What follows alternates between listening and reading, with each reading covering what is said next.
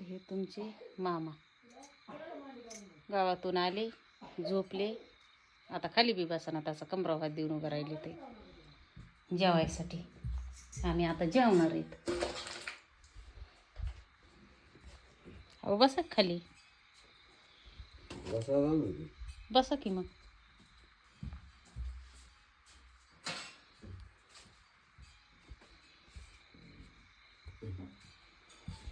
तर तुम्हाला सांगते, आपल्याला 1.5 भाकर बाजरीची शिळी होती. इकडं शेंगदाण्याची चटणी कुटली एकलीसाठी, म्हणलं कशाला झाटायचं एकल्या माणसासाठी. आणि हे तुम्हाला सांगते आपल्या तुपातला शिरा, ते तुमच्या मामासाठी. त्यांना शिळी भाकर जमत नाही.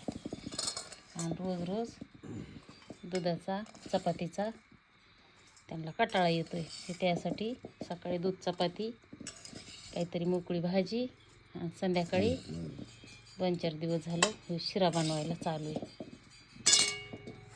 शिऱ्यासोबत तुम्हाला सांगते, तोंडी लावायला आत्ताच ताजी ताजी कुठली शेंगदाण्याची चटणी, लोणचं. हे आपली गेल्या वर्षीची लोणचाची भरणी. तुम्हाला सांगते मी काय खाणार आहे आता.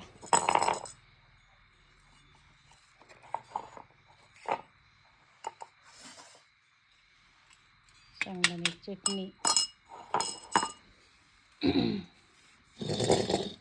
आपल्या एवढा शिरा उरला आहे, ते बी खायचा. उद्या पुन्हा उपास आहे.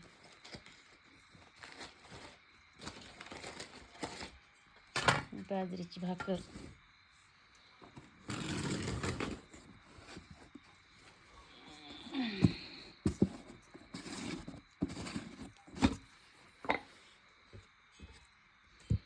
तुम्हाला सांगते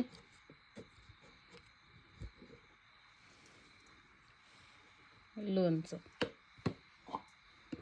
आता 9:30 वाजल्यात. जेवूस तर करूस तर कसं तरी 10 वाजत येत आहे. इकडं बघा बाहेर कसला अंधार आहे.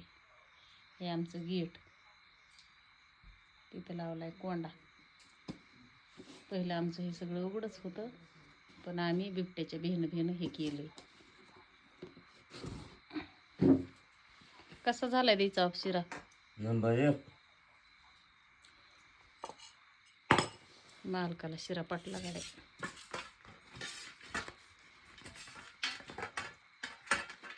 तर आपण शेंगदाण्याच्या चटणीवर तेल घेत नाहीत. आमची पोरगी म्हणती तेल खाल्लेलं चांगलं नसतं. तर मग